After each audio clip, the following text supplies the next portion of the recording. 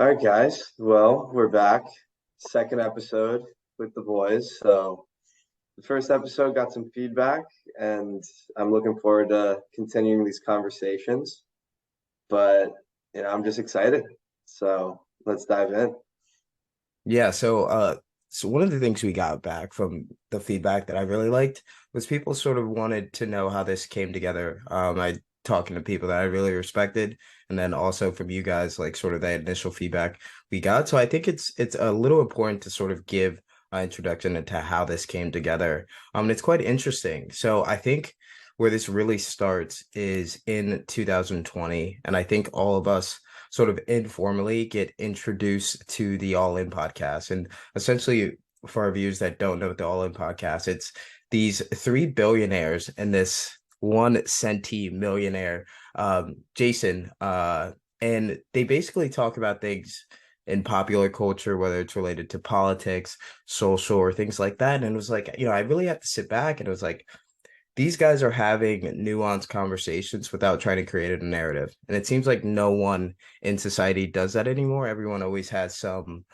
innate backstory or reasoning for doing something. And then I guess the story sort of goes a year later, in the midst of COVID. I happened to be in Miami. And Felipe was there at the time, all the Notre Dame guys. It was in the midst of COVID. It was a wild time. So everyone went to Florida, as we can all remember. And Felipe and I had known each other in high school, but we weren't really close. To give you guys a little bit of a backstory, Felipe used to have these great Gatsby like parties. Oh, And now this is I going out on the web. Oh boy. Here we go. Yeah. um and um and the Great Gatsby is like an understatement to what they actually were. They were actually amazing. And we had known each other, but we weren't really super close. So I guess my buddy Cam, who's at Notre Dame, and then we all go down there. And you know, we got to sit outside. It was that morning, Felipe, I think it was.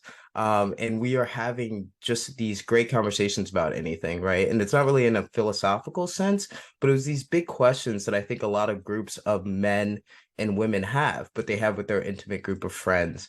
So have that conversation with Felipe, and it was quite literally one of the best times I've ever had.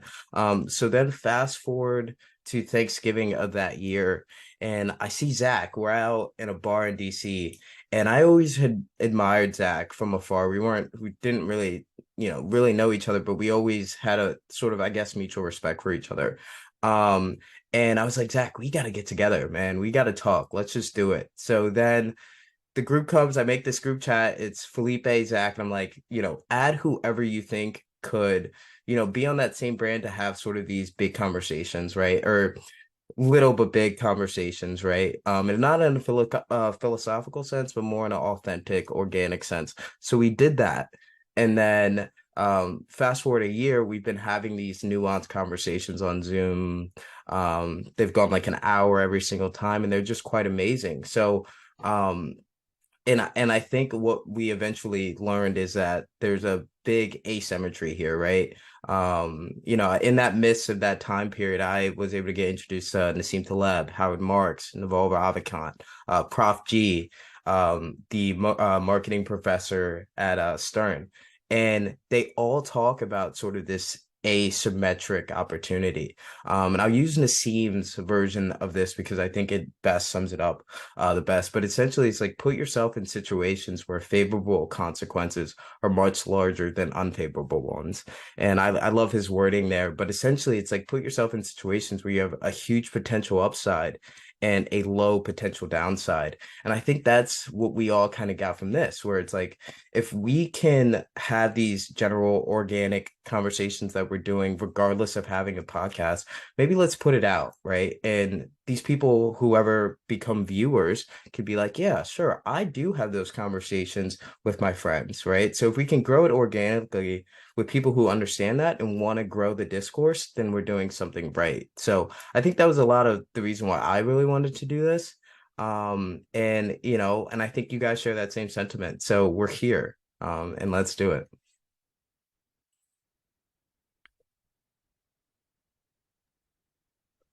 That's so great. I mean, I know for me, like talking about the asymmetric outcomes. And for me, that's really community focused. Like I keep looking for people to have these conversations with and like-minded individuals, but it's kind of tough to find. It's hard to find right now, and it's like you go on Instagram or TikTok and you get all this content, but it's a lot of bullshit. And I want to be a contributor and not just a consumer, and that's a lot of the reason why I think it's such a great idea to just throw these up, be our authentic selves, and see what comes of it, see who resonates with it, and go from there.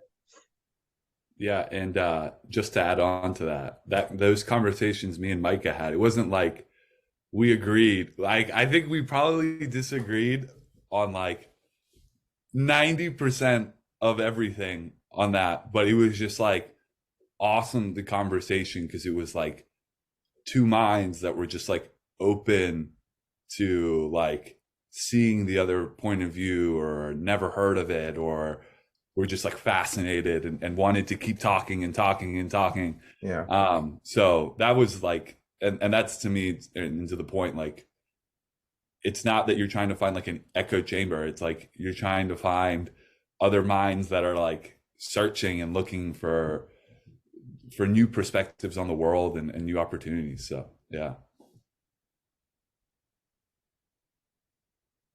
Yeah, no, I thought that was it was great, right? Because I think the best way to sum it up is we were able to disagree and still be friends after it, right? And not being, you know, sympathetic to be like, I have to agree with everything that you're saying, but it was I can at least understand where you're coming from, right? And as if we start there and sort of work backwards, and then we're getting somewhere, I think. And that's a beauty in that. So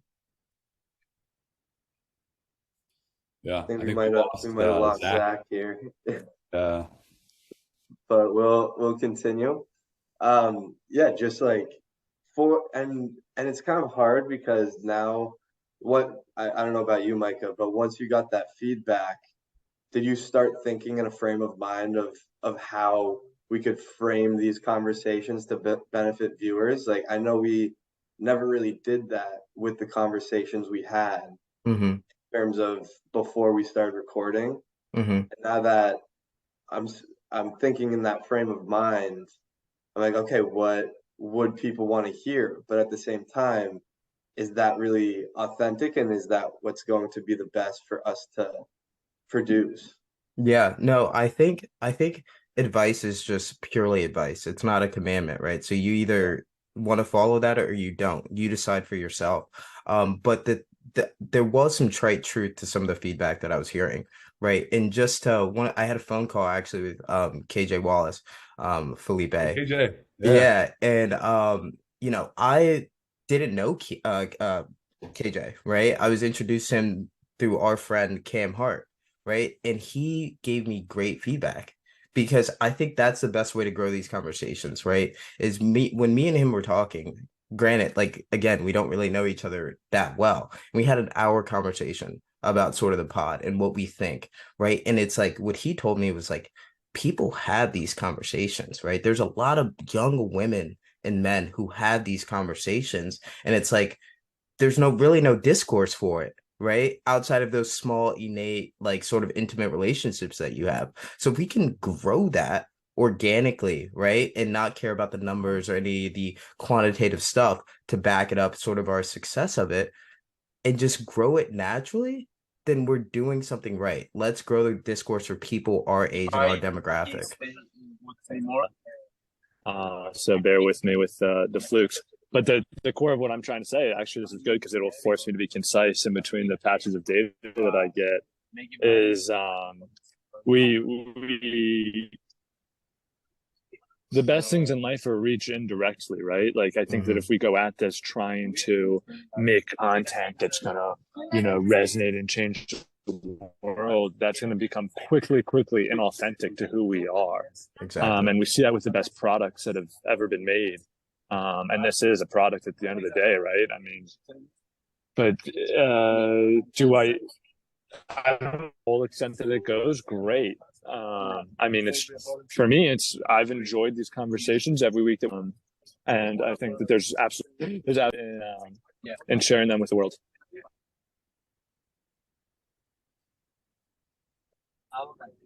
Yeah. Yeah, totally agree, man. It's this opportunity and let's seize it, man. I sort of want to hear sort of Felipe and then Gav and then see where we can go from there. Yeah. I mean, I had thought after a little bit of like, what happens if you just throw this thing on air, you know? And because we'd had these conversations now for like a year, and your first thought usually is like shoot, like what are people gonna like think? Like you're exposing yourself, you're exposing like your mind on like the air, right? Mhm. But like I think that at the end of the day, I mean, first of all, is like why podcasts now are so popular, right? Because like it's impossible for you over 30 minutes or an hour regularly to like fake what you're saying, you know, like you're not a politician, there's no speech you can give every single time. Like you have to be like just saying who you are authentically. And like I think also like out in the world now, like the authenticity is a product that people want. Like people want to see how people really are, because I think we see a lot of fake stuff out there. Whether it's like Instagram, how you post a picture or whatever, right? Like you always post the highlights of your life and things like that, but you don't really go through like the tough parts or just the real parts or like who you really are. So yeah. Yeah, I mean, I kind of already touched on two of these, but one, just being a contributor over a consumer is definitely top of mind for me. And then the community aspect, like what the All In guys did, they hold these events and have this community that will just naturally come together and think in the same way.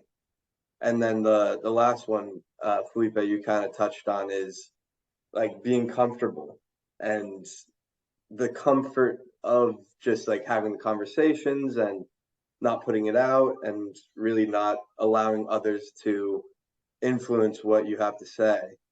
And for me, like I'm just reading this book called Comfort Crisis, and that might be why I'm thinking about this, but people are so damn comfortable in whatever they're doing, whatever the job is, whatever they're scrolling on social media. And I just think that being uncomfortable is easily the greatest way to grow. And I've always been uncomfortable about sharing my thoughts and having everybody see it and being a face that people can, you know, talk about or whatever the case may be. But that's definitely a part of it is like, all right, let's get uncomfortable. Let's have these conversations and see who resonates with it.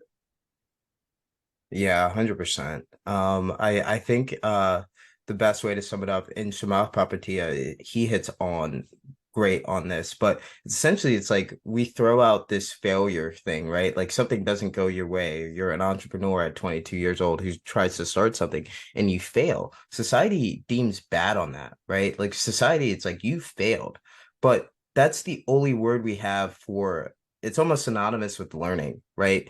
And to your point, it's like putting yourself in situations that are uncomfortable. That's the only way you grow, right? Go ahead and call it post-traumatic growth, but you have to put yourself in sort of these vulnerable spots.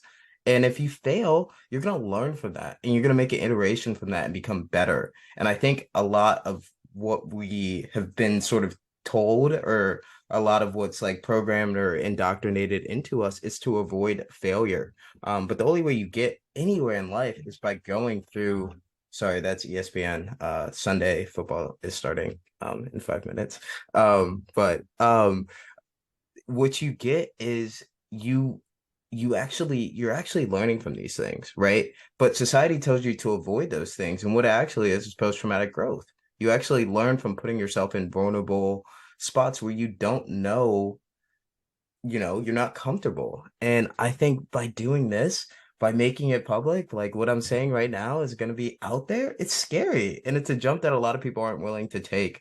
But I think with anything in life, you have to just jump into the soup, right? With no life rafts and sort of go from there and tread water until you get there. So hopefully we can do that with this. Yeah. Absolutely.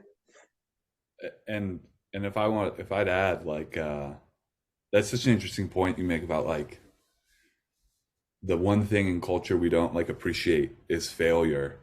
Um, it's almost like it's just exactly what you're saying. Like it's in culture failure, right? It's like the one thing, um, like it's not the act of failing; it's the act of telling people Yeah. that you failed. You know what I Mhm. mean? Like, Mhm. no one like it doesn't really like suck if like I don't know. I was an English major, right? So like when I would write all these papers, it wasn't really the act of like me writing a terrible paper and getting the feedback. It was like sharing that I got a bad grade or something with someone else that was like, oh, like I didn't do well, you know, and like that to me is kind of like I think it's a tough thing like to kind of go against the grain in a sense, you know? So yeah. Yeah. And you really don't get that feedback loop until action is made. Like that feedback loop is never going to occur if you just think about it, or if we just kept on doing it without putting this up. And it, like for business, like Zach and I are in business, and we iterate on different things that work and don't work. But at the end of the day, if that is never actioned and put out into the world, we'll never get the data. So Mhm. I especially think that as young guys, like in this stage of our lives, just failing as quickly as possible is the most pivotal part of our 20s, really. And I think that we'll never find what we're looking for if that fear of what others think, as Napoleon Hill puts it, is not, put to the side. Because at the end of the day, like, nobody cares. Nobody really cares. And it's just you versus you. Like, I know Mikey, you talk about that a lot. Yeah, just to give viewers sort of a backstory, Naval Ravikant, he says this, and he says these two things that I find absolutely amazing. One, it's there's no adults. Everyone's figuring it out for themselves as they go. There's so much trite wisdom in that. And then he also says life is a single player game, right? You're born alone, you die alone. The decisions, the memories you have are all alone. You die before you got here, no one cared. You're born 3 generations later, you die, no one cares. So at the end of the day, just do what is unique to you, right? And you'll figure it out from there. Don't, sort of what we're both sort of what you two sort of gloss over is like avoiding sort of that herd mentality, right? And sort of just doing what you think you want to do and figuring it out from there is I think there's so much trite wisdom in that, and you get so much out of that as time goes on, and it compounds, and it continues to pay dividends, and you sort of go from there. I think there's so much beauty in that. Yeah. And two And two things to pick out of what you guys are saying, just common themes that I'm seeing, and some analogies that I have been helpful to me. One of the guys that I met on this journey, uh, it's the largest entrepreneurial train ride in the world. 500 entrepreneurs from across the globe going around India. But one of the guys was talking about how he was at the salt flats in Bolivia. I can't remember the name of them, and how there's a very well tracked road that you go down, and you can see everybody's tire marks. You can see everybody's tire marks, and it's a white surface, right? And the tire marks are black because it's a well traveled road. But then every once in a while, you can see where people veered off to the left or to the right and have taken their own path. And it's dangerous to take your own path. You don't know what the terrain holds. The salt could be thin. You could fall through and get hurt. But you can see where the people have just kind of gone, screw it, we're going to carve our own way. And this is a lesson that we hear again and again, like take the path less traveled, carve your own path. But in doing it is a completely different thing than talking about it or even promoting it to others, you know? So that's one point. And then the second one is talking about, like Felipe, you were saying, when you're in school and you'd write a paper and you turn it in and you get a bad grade, the embarrassment isn't necessarily the bad grade, but it's almost admitting to yourself, like, oh, like I knew I could have worked an extra, I could have proofread that thing. You know, I could have read it over at least one or two times to make sure that everything was right.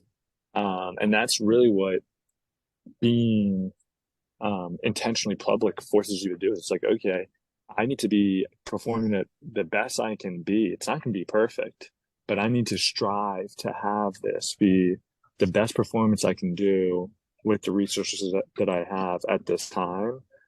Because anything else in striving for that level of excellence is missing the mark. Yeah, absolutely. And to that point, I think what's just so difficult about all of that is we're kind of like conditioned from a very young age to always have like to have an identity in something, right? And when you go off the road, you lose that identity. Like, you know, you go to college, you're a freshman, sophomore, and then someone asks you, well, what do you do? Well, I study history. Like, you're part of the community, right? And then when you go out into the professional world, like, you realize as time goes on, I mean, I'm only 2 years out, so like I can't tell you like I've seen it all, but like from the person who has the most prestigious job, whether it's like a banker or about to become a high power lawyer, thinks like, I don't know what the hell I'm doing with my life, to the person who just said screw it, doesn't know what they're doing. But there is kind of like a moment where you like lose your identity and like who you are, and like you're like, oh, do I have hobbies? Like I am more than just the college I went to, the high school, the family I grew up in. And it's hard to like put all of that away because that's like how you've been conditioned for 20, 23 years. And then you have to start anew, especially if, you know, I think what a lot of people in this chat are trying to do is, you know, take our own path, maybe, you know, create business. I know Zach and Gavin have already done that. Like, your identity as like, oh, I'm an entrepreneur, or like whether it's I'm a super successful entrepreneur, that identity is not made until way, way later down the road. So you're kind of like in a limbo sometimes, you know, and you just kind of don't have an identity. But I think that's part of the fun. That's the adventure, right? So, yeah. It's like you're breaking free from the identity that's been forced on you and creating your own. Yeah, no, I think that's beautiful. I think that a lot of what happens, right, is when you're a kid, you don't really have any of these things. Your kids are generally happy, right? And I think as you get older, you start developing an ego, right? This is who I am. This is what I do, and that grows and that continues with you. And then I think, you know, I think sort of what you're getting at is like trying to figure it out. And I think Peter Thiel actually tells a wonderful story about this. In 0 to 1 is that, you know, everyone, he went to Stanford Law, I believe, and, you know, everyone was, you know, irate on getting this clerkship for this judge in New York, and he got it, right? He did all of this to get it, and what he found out is that once he got to the law firm, it was like, well, I want to escape from this. I want to escape from Alcatraz, right? And then what does he go on and do? He goes on and founds PayPal Mafia, Palantir. He's been the head investor to Uber, wherever. But he actually found what was unique to him. And what it wasn't was having that nice, beautiful herd mentality, work for the big bank that everyone else was trying to get into. It sort of he had to find something that was unique to him. And I think that's very important to avoid what society always tells you to do and sort of figure out what's best for you, because I think the only growth and the actual like tokens of what you're looking for on a personal level come from actually doing that. Yeah, and going off that, like, And do I we want to be think clear, that like if I don't, it's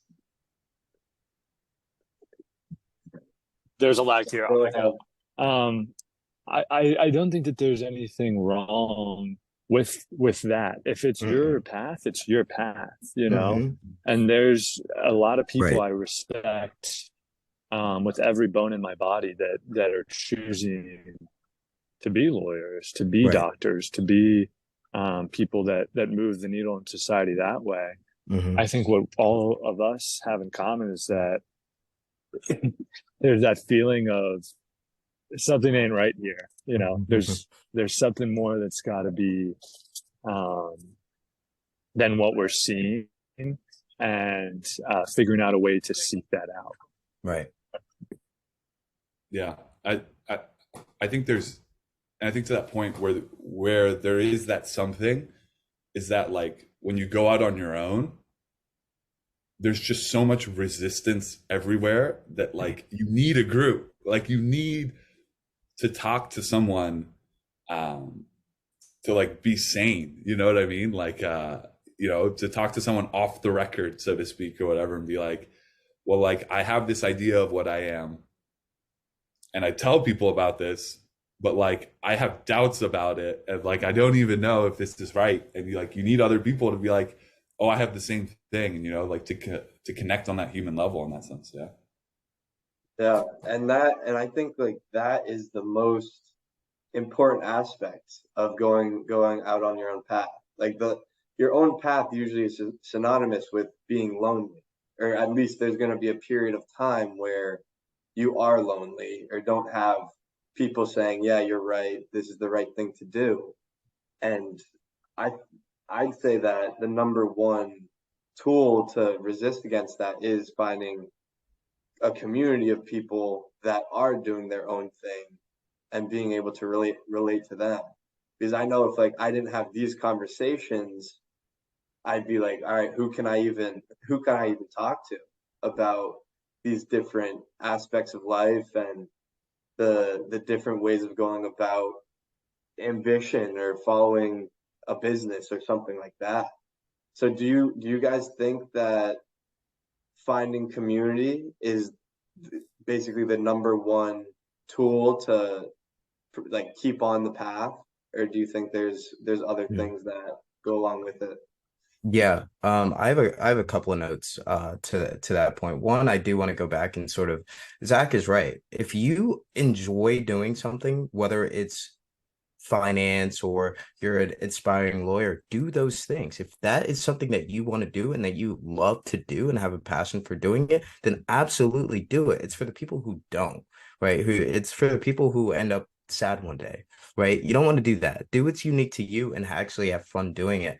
But Gab, I think to your point, I think exposure is the most important thing for anyone. I think really like vast like really high growth comes from doing things in solitude, like figuring out and being creative on yourself. But it is more than anything, I think, in the world is your exposure to things, right? I think it's like the old saying, I think it comes from like Eastern, like Asian, like philosophy, but it's like there's like five monkeys like smoking like weed. You're gonna be that sixth monkey smoking weed, right? So it's so important and so trite to sort of put yourself in situations with people who think like you relatively and who want sort of those same big questions answered. I think it's so much important. And I stress that more than anything. Um, so yeah. Yeah. Iron And definitely sharpens iron. That'll say. and to that point, too,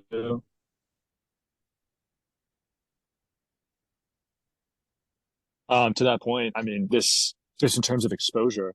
Um, so the intention behind this train ride is it's bringing 100 foreigners and then 400 kids from domestically within India, and intentionally selecting people from what they call shamelessly tier 2 and tier 3 cities, meaning like undesirable cities, right? And these are kids that have incredible capabilities and skills, um, but they don't know how to commercialize it, and they don't know how to put it together, and they don't see that as a viable option for their life. I think that any venture capitalist in the world would give an arm and a leg to be on this train right now, because just seeing the products that these kids have come up with is incredible. But it is exposure, but I would say more than exposure, it's having that absolute ideal, right? And it's, I'm not going to give up no matter what. Because if you're dependent on external factors, if you're dependent on having entrepreneurs around you or people to talk to or whatever, that's not always going to be the case. So you're going to have to walk the path in yourself that's going to keep it going in that absolute ideal, or a faith combined with a faith in a higher power and a higher purpose in whatever form that takes for you.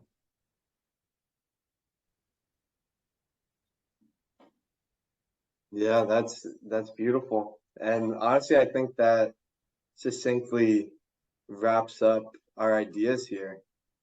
I mean, it's been a good episode, and I think that there's a lot of good ideas.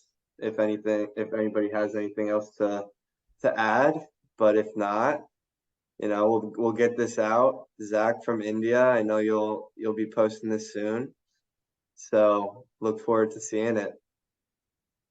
Yeah, super excited, man. Love the initial feedback. We really appreciate it, right? And it's adding to the conversation. So please do try to keep that coming. Logistically, we're gonna keep these episodes to 20-30 minutes, right? We don't want to consume all of your attention. But if we can grow this conversation, we're getting somewhere. And let's do that. And I think that's all something that we all really want and could pay dividends for us. Yeah, and it's a two-way street, just to echo that. If you're listening to this, it obviously means that you probably know us or hopefully have a positive relationship with one of us. So reach out. It puts a smile on my face, and I would venture to guess it does the same for the other three guys. All right. Let's get the second one out to the world. See you guys. Later, boys. Bye.